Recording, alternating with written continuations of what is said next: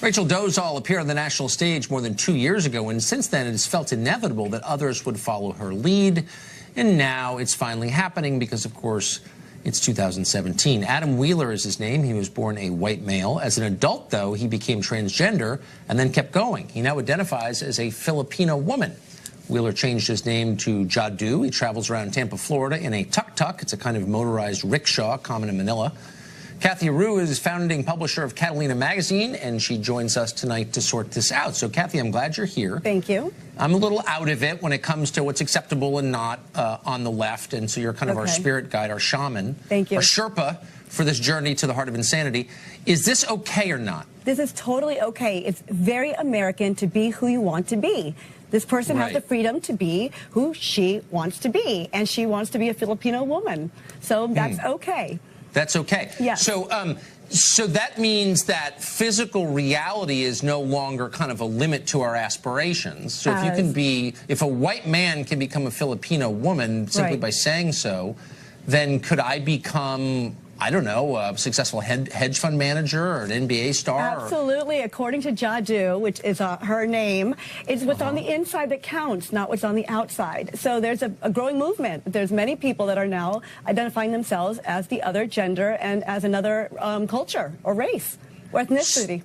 But does, I mean, this would entail some kind of like power shifts here a little bit. So like if I were hoping to take advantage of like a college admissions program, could I change for the purposes of that? I'm not quite sure how it actually would work for college admissions. I mean, I haven't heard of a case, but it sounds like it's accepted. It sounds like it's okay, and Jadu is not hurting anyone. Jadu is fine. If these people want to be who they want to be, that's fine. Look, I'm not attacking Jadu or mad at Jadu. I'm a little confused by Jadu, but, you know, I'm open-minded from California. Right. If this person's not hurting anyone, then what's wrong? Well, I don't know. I mean, you can, look, I mean, the pie is only so big. So, for example, the federal government has all kinds of set-asides for female-owned businesses. Right. And they get contracts. You know, businesses have an advantage in getting massive government contracts if they're owned and operated by a woman. Right.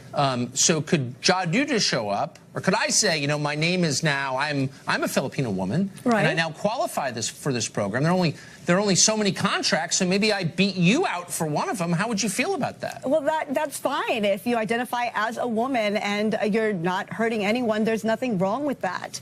If you want to be a woman, that's fine. That's perfectly fine. Even if I got the contract over you, who was born a woman, I don't change my appearance. You must be more qualified then. You were more qualified if you got the contract over me. But it's not a matter of qualified. We have programs that set aside on the basis of sex. And qualifications in that sex. And this person now wants to be part of that sex. So if you want to be part of our sex, then you're more qualified. No, it's a matter of qualification, and welcome to our gender. Is there any limit then to like the make-believe becoming real that you're describing? I mean, is there anything I can't be? If I can be a different sex, a different race, could I be a different species? Well, if it's not hurting anyone, then what's the problem? I mean, it's very American to be who you want to be. So I think it's wonderful. I think it's beautiful. I think it's great. We used to call it, and I'm not attacking anybody at all, but we used to say, and Freud himself, as a father of modern psychotherapy, said that would be delusional to imagine that you are something that you're not. I mean, people were institutionalized for calling themselves Napoleon, famously. But as you said, it's 2017, so it's okay now to be transracial and transgender. We're accepting. We're an open society. Right. We're a modern you society. Would not. So if you had a friend who said, by the way, you should know that I'm Napoleon. Don't send me to Elba. Right. But I'm Napoleon. I'm going to invade Russia or whatever. And that's okay. Yeah. That would not be a sign of mental illness. That would just be a sign of like personal actualization. Absolutely, yeah. As Jadu said, it's what's inside that counts. And if I want to be friends with a person who wants to think that, that's my choice. And that's that person's choice. Is it your choice? So that's the question. This is my final question to you. Are the rest of us allowed to remain reality-based, or are we going to be punished for not playing along with other people's fantasies? What if I say, Jadu, I'm going to call you Bob. Like I grew up next to you. You're Bob then. You look like Bob now. Should I be punished for calling Jadu Bob? Well, no, I think that's the beauty of it, that Jaddu can be who Jaddu wants to be, and you can be who you want to be. So that's the beauty of our country. You can be who you want to be. Wow. This is an elaborate defense of Elizabeth Warren, clearly. You've just mounted. It's like totally demented. But I appreciate Thank you giving us the new rules. Thanks, Kathy. Thank you. Remember that Drexel professor who wanted white genocide for Christmas? I hate even saying that. Well, he's back, and he's now blaming whiteness for the Texas church shooting. Take a listen. Whiteness is a structure of privilege, and it's a structure of power, and it's a structure that when it feels threatened, lashes out. Wow. So is this another sign of chaos on college campuses, and is there anything that we can do about it? Joining us right now is a psychology professor from the University of Toronto and the author of the upcoming book, 12 Rules for Life, an Antidote to Chaos, Dr. Jordan Peterson. Doctor, good morning to you. Thanks for making a couch call today. You bet. What do you make of this Drexel professor who's been in and out of the news so often, and now he's blaming that for the cause of the shooting in Texas? I think he's applying his ideological formula to a very complex problem. And it's an easy thing to do. It's this sort of postmodern formula that's taught to university students everywhere now. What is the formula? Attribute everything to racial disparity and oppression, victimization. Just everything? Well, essentially, it's a recasting of Marxism, I would say. And with the Marxist theory, it was rich against poor, bourgeoisie against proletariat. And that was recast in the 1970s as oppression due to group identity, essentially. And so that's where identity politics came from. It's a formula you can learn in about a day, and then you can use it to explain everything. College is designed to teach you to think about the world and prepare you for the world outside of college. How is this helping that, and what kind of students are we getting when they're 22, 23, whenever they graduate? You have the tense wrong. College was that. Understood. So, and I don't think it is that in many cases now, especially in the liberal arts, and that's a real catastrophe. Much different than my experience 15, 20 years ago. Yeah, well, things have changed dramatically in the last 5 years, I would say. And we saw this rise of political correctness in the 1990s. It burst forward in between 1990 and about 1993. And then it seemed to subside a little bit, but it's back with an absolute vengeance now.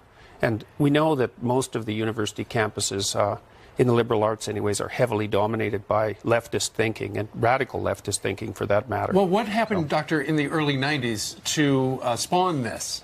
Well, I think it's popped up more or less repeatedly since the late 1960s. I'm not sure exactly why. Started with the anti-war movement?